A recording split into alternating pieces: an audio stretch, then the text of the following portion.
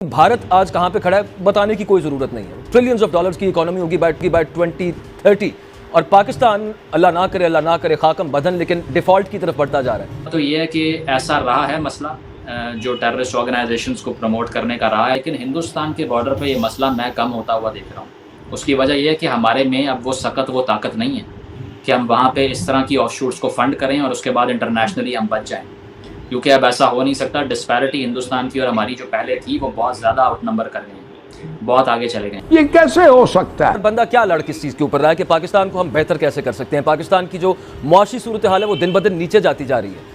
और फिर जो 9,000 अरब रुपए हुकूमत के खजाने में जमा होने की तवक्को है, इसमें से भी 50% से जायद कर्जों पर सूद की मद में वापस कर दिया जाएगा। तो फिर इस मुल्क और अवाम के लिए बाकी क्या बचा है? लगता यही है कि पाकिस्तान ने पैसे कमाना 70 साल से सीखा ही नहीं, सिवाय जंगों से कारोबार करने की। तो इसीलिए अब अगर वो जंग बंद हो गई, कारोबार भी बंद हो जाएगा। ओके, नो प्रोग्राम, तो प्रोग्राम नहीं होगा। इसलिए आपके जो दोस्त हैं और जो भी हैं उन्होंने कह दिया है कि IMF प्रोग्राम रहेगा तो हम आपके साथ हैं, वो नहीं रहेगा तो मुश्किल। महंगाई इतनी बेपनाह अफराद है, वो किसी ने नाम नहीं लिया था कभी मुल्क के ज़माने में। आप चाहें इसका किसी भी तरफ हिसाब किताब लगा कर देख लें, जवाब में खसारे ही खसारे निकलेंगे। और ये नए या पुराने पाकिस्तान की नहीं, बल्कि हमारे पाकिस्तान की मौजूदा मुआशी सूरत हाल है। जब लोग गलियों में बाहर आप ख्वार हो रहे होंगे, भूख नंगी नाच रही होगी गलियों में, तो फिर आप क्या करेंगे? आपके पास तो अपना कुछ छोड़ा ही नहीं। कि आपने बनाए हुए हैं ना कि ये मुल्क हमने एक खास मकसद के लिए बनाया हुआ है, और वो खास मकसद ये है कि इस दुनिया में न खुद अमन से रहने देना है किसी को, न खुद रहना। की इकोनॉमी इसलिए बेहतर थोड़ा सा होना शुरू हो गई कि अब डॉलर बाहर से आ रहा था। मुशर्रफ साहब के अंडर डॉलर क्यों आया कि 9/11 के बाद आपने वॉर ऑन टेरर में अमेरिका का साथ दिया। आपने कहा कि आप नेटो का रूट यहाँ से यूज़ कीजिए, आप ड्रोन अटैक्स कीजिए, हम आपके साथ हैं। तो वो जो पैसा मिलना शुरू हुआ, लोगों ने कहा कि यार ये बड़े बेहतर एडमिनिस्ट्रेटर हैं, क्योंकि जब भी मार्शल लॉ लगता है इकोनॉमी ठीक हो जाती है। तो उनको पता नहीं है कि वो इसलिए ठीक होती है कि ये वॉर ड्रिवन इकोनॉमी थी। अब मसला ये है कि पैसे कमाना सीखे नहीं आपने तो जंगों में सिर्फ अपनी रिसोर्सेज को रेंट करना, जिसको रेंटियर स्टेट कहते हैं पॉलिटिकल साइंस की ज़बान में, आपने तो वो बनाई। अब जैसे ही जंगें ख़त्म हो गई हैं, अब ईरान सऊदी अरेबिया आपस में बात कर रहे हैं, मोहम्मद बिन सलमान जाके बशार अल असद से हाथ मिला रहा है, ईरान से बात हो रही है। तो पाकिस्तान का ओवरसीज़ का जो धंधा है वो बंद होता दिखाई दे रहा है। तो इसका अल्टरनेटिव ये था कि आप एक वेलफेयर इकॉनमी क्रिएट करते, आप लोगों की बेहतरी के लिए पॉलिसी फॉर्मेशन करते। बांग्लादेश को देख लीजिए, 71 में यहाँ से वो आज़ाद हुए हैं और कितना फ़र्क पैदा हो गया कि उन्होंने ख़वातीन की एम्प्लॉयमेंट को मर्दों से ज़्यादा कर दी है। ख़वातीन की स्कूल एनरोलमेंट मर्दों से बढ़ चुकी है इस टाइम पर। तो लगता यही है कि पाकिस्तान में किसी ने आवाम की वेलफेयर का नहीं सोचा, इसीलिए पैसे कमाने नहीं आते। हमारी इंपोर्ट इतनी ज़्यादा, एक्सपोर्ट कोई है नहीं, और एक्सपोर्ट कैसे आती जब इंडस्ट्री चलने दी नहीं गई। तो लगता यही है कि पाकिस्तान ने पैसे कमाना 70 साल से सीखा ही नहीं, सिवाय जंगों से कारोबार करने के। तो इसीलिए अब अगर वो जंग बंद हो गई, कारोबार भी बंद हो जाएगा। तो इस सारे सोशल कॉन्ट्रैक्ट को चेंज होना पड़ेगा और ये फैसला करना पड़ेगा कि आवाम रियासत के लिए या रियासत आवाम के लिए होती है। बहुत से लोग ये भी कहते हैं कि पाकिस्तान को इस वक्त जो हालात हैं उसमें जितने भी नेबरिंग कंट्रीज़ हैं, चाहे वो ईरान हो, चाहे अफगानिस्तान हो या भारत हो, सबके साथ टर्म्स बेहतर करने की ज़रूरत है। उन लोगों को हमारी ज़रूरत नहीं है, हमें जितनी उनकी ज़रूरत है। लेकिन यहाँ पे जो भी आता है, चाहे कोई भी पॉलिटिकल पार्टी सामने आए, वो आते ही सबसे पहले भारत के खिलाफ स्टेटमेंट देना शुरू कर देते हैं। आपके ख्याल से ऐसा ये लोग क्यों करते हैं? और अगर ईरान और सऊदी अरेबिया साथ मिलकर बैठ सकते हैं तो हिंदुस्तान और पाकिस्तान क्यों नहीं? देखिए, उसकी वजह यह है कि यहाँ पर जो फार राइट है ना, उसको ये चीज़ बहुत सेलेबल लगती है कि कोई नारा मार दे इस चीज़ का कि लेके रहेंगे आज़ादी, या फिर अटूट अंग है, या फिर दिल्ली का लाल किला भी हमारा है। तो इस तरह के नारे जो है ना, वो इलेक्शन में तो बहुत अच्छे चलते हैं, लेकिन प्रैक्टिकल रियलिटी ये नहीं होती। उसकी वजह है कि मॉडर्न वर्ल्ड के अंदर स्टेट्स के इंटरेस्ट होते हैं, आइडियोलॉजिकल प्रेजुडिस नहीं होती। अगर आप चीन से बात कर सकते हैं, जहाँ पर हमें मालूम है कि मुसलमानों के साथ क्या हो रहा है, तो फिर आप ये ड्रामा करना बंद कीजिए कि आपके भारत से रिलेशन इसलिए ख़राब हैं कि वहाँ पर क्योंकि एक कम्युनिटी ऑप्रेस हो रही है, तो इसीलिए आपका ये मुकदमा है। अगर ये मुकदमा है तो फिर आप चीन को क्यों कहते हैं कि हमारी हिमालय से ऊंची और दरियाओं से गहरी और शहद से मीठी दोस्ती है? तो वहाँ पर तो आपको याद नहीं आती अपनी कम्युनिटी की कोई बात। तो इससे साबित यही होता है कि ये सिर्फ और सिर्फ फॉरेन पॉलिसी मैनूवर है, और है भी सुसाइडल। मैंने रिसेंटली एक बात की इस तरह की, जिस पे बहुत क्रिटिसिज्म और लोगों ने मुझे बहुत गालियाँ भी दी, कि मैंने ये कहा कि जो नहीं है मोदी का यार, वो गद्दार है असल में। उसकी वजह यह है कि हमने अगर मोदी से बात करनी है तो वो अपने इंटरेस्ट के लिए करनी है भाई, उसके लिए नहीं करनी। हमने ये नहीं देखना कि हमारे सामने बुचर ऑफ गुजरात है या कौन है, जो बिलावल साहब ने कह दिया।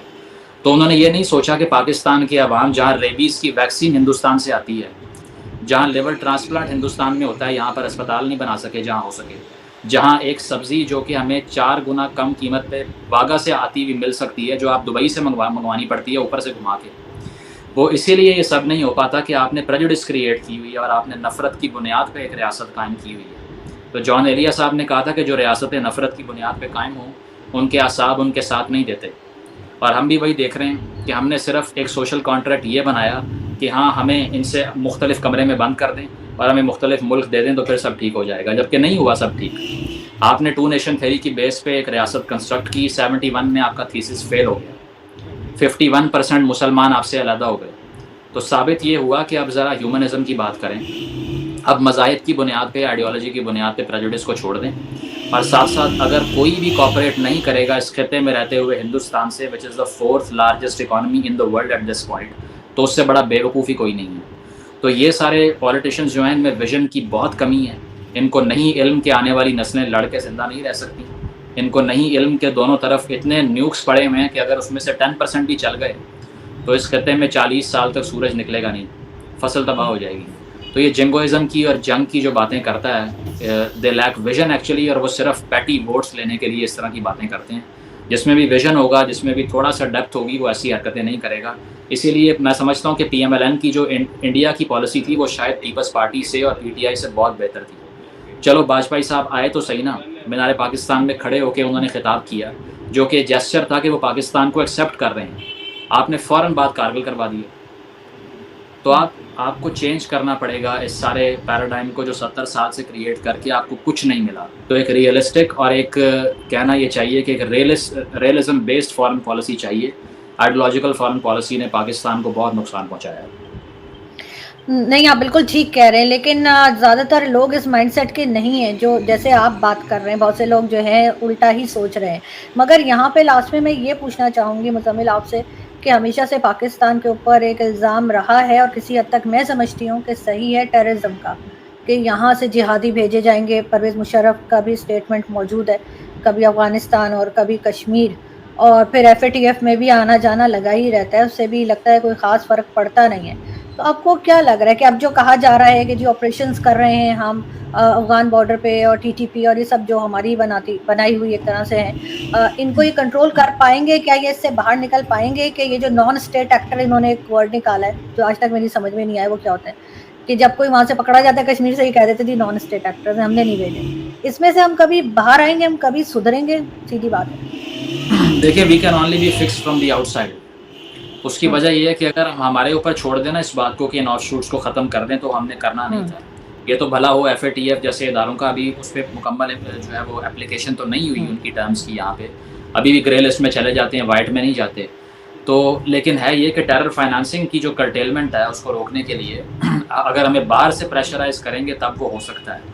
तो सबसे बड़ी चीज़ ये है कि अगर 70 साल के अंदर हमने ये ऑफशूट्स क्रिएट किए हैं और इसका फ़ायदा नहीं हुआ, तो वही बात है कि जो हिंदुस्तान से दोस्ती की बात करेगा उसको सबसे पहले इस चीज़ को बंद करना पड़ेगा। तो इसीलिए जो हिंदुस्तान की तरफ एक फ्रेंडली पॉलिसी होगी।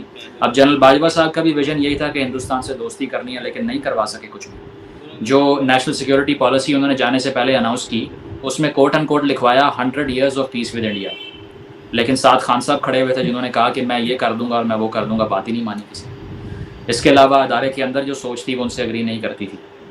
तो ये चीज़ है कि एक तो कंसेंसस डेवलप नहीं होता कि हिंदुस्तान की तरफ हमने पॉलिसी बनानी क्या है। सियासतदान एक तरफ खड़े हो जाते हैं, एस्टैब्लिशमेंट एक तरफ खड़ी हो जाती है, और अक्सर अगर कोई सियासतदान का विजन है तो वो उसको पूरा नहीं करने देते। तो पहली बात तो ये है कि ऐसा रहा है मसला जो टेररिस्ट ऑर्गेनाइजेशंस को प्रमोट करने का रहा है, लेकिन इस दौर के अंदर मुझे लगता है कि वो रोल बैक शुरू हो चुका है। हाँ, नॉर्दर्न बॉर्डर पे बहुत ज़्यादा है अभी, जो अफगानिस्तान वाला ड्यूरन लाइन है, क्योंकि वहाँ पे अभी भी फॉरेन पॉलिसी गोल हमारे TTP को सेटल करवाना, वो सारा कुछ करना। अभी रिसेंटली इस्टेब्लिशमेंट की तरफ से और DGISPR की तरफ से प्रेस कॉन्फ्रेंस जो हुई है, उन्होंने ओपनली कहा है कि जो पिछली रेजीम की पॉलिसी थी TTP को लेके वो गलत थी। खुद ही मान लिया उन्होंने, क्योंकि जनरल फैज़ साहब वहाँ जाके चाय पी के आए थे और उन्होंने कहा सब ठीक हो जाएगा, और हुआ क्या कि पेशावर में और जगहों पे धमाके शुरू हो गए। तो नॉर्दर्न बॉर्डर में ये मसला रहेगा, लेकिन हिंदुस्तान के बॉर्डर पे ये मसला मैं कम होता हुआ देख रहा हूँ। उसकी वजह यह है कि हमारे में अब वो सकत, वो ताकत नहीं है कि हम वहाँ पे इस तरह की ऑफशूट्स को फंड करें और उसके बाद इंटरनेशनली हम बच जाएं, क्योंकि अब ऐसा हो नहीं सकता। डिस्पैरिटी हिंदुस्तान की और हमारी जो पहले थी वो बहुत ज़्यादा आउट नंबर कर रही है, बहुत आगे चले गए हैं। तो इसीलिए हिंदुस्तान को लेके तो हम इतना रेडिकलिज्म अब कर नहीं सकते, जो कि अच्छी बात भी है, करना चाहिए भी नहीं। और एक तो FATF जैसी ऑर्गेनाइजेशंस का प्रेशर है, इसीलिए नहीं कर सकते।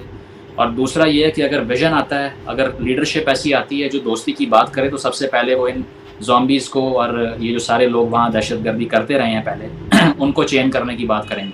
तो इसका ताल्लुक भी रियासत की परसेप्शन से है कि वो देख किस तरह रहा है हिंदुस्तान को। तो अगर आप दोस्ती की बात करेंगे और उसको साबित करेंगे, तो ओवर द डेकेड्स हिंदुस्तान जो है वो इस चीज़ को लेके कन्विंस होगा। इस स्टेज पे तो वो भी कन्विंस नहीं हो सकते। अभी जयशंकर साहब ने क्या कहा है, यही कहा है बिलावल भुट्टो के आने पे कि ये टेरर फाइनेंसिंग करते रहे हैं, वो सब करते रहे हैं। तो ये वो परसेप्शन है जो पहले से क्रिएट हो गई, इसको रिवर्स करने में टाइम लगेगा। तकरीबन 15 से 20 साल की कंसिस्टेंट पीसफुल पॉलिसी चाहिए। और जब पाकिस्तानी पॉलिटिशियंस ये साबित कर देंगे कि हाँ ऐसा ही है, तो फिर मुझे लगता है कि वहाँ से रिस्पॉन्स आना शुरू हो जाएगा, क्योंकि भारत भी अपना इंटरेस्ट देखता है। लद्दाख में चीन से जंग लड़ रहे हैं वो, उसके बावजूद चीन से ट्रेड बंद नहीं होती। तो स्टेट्स के इंटरेस्ट होते हैं, और भारत का भी इंटरेस्ट है कि पाकिस्तान से दोस्ती हो, और उनका भी इंटरेस्ट है कि पाकिस्तान जो कि न्यूक्लियर आर्म कंट्री है, ये हमारे खिलाफ ना रहे। तो अगर 15 से 20 साल का vision, consistency of a friendly policy India की तरफ चले, तो मेरा ख्याल है वो कन्विंस हो सकते हैं। जी दोस्तों, वीडियो देखिए। आपने देखा कि पाकिस्तान में इस टाइम डॉलर 310 रुपये पे पहुंच चुका है। बहुत हाई रेट है और हर चीज़ महंगाई आसमान को छू रही है, हर चीज़ बहुत महंगी हो चुकी है। और इंडिया में जो सूरत हाल है वो पाकिस्तान से बहुत डिफरेंस है। पाकिस्तानी अवाम भी, पाकिस्तानी मीडिया भी, अब तो हर कोई जान गया, सोशल मीडिया का दौर है। बहुत सारी ऐसी चीज़ें हैं जिसमें पाकिस्तान को इंडिया से बहुत कुछ सीखने की ज़रूरत है। और अब हम आपको क्या कह सकते हैं इसके बारे में, और हमारे पास अल्फाज ही नहीं बचे। जिस तरह के कमेंट आ रहे हैं, आप मीडिया पे भी सुन रहे हैं, कैसी कैसी बातें हो रही हैं। तो बाकी आपको वीडियो कैसी लगी, वीडियो के बारे में ज़रूर बताइएगा, अपनी राय कमेंट कीजिएगा, हमारे चैनल को सब्सक्राइब कीजिएगा। मिलते हैं अगली वीडियो में, अपना ख्याल रखिएगा। ओके, अल्लाह हाफ़िज़।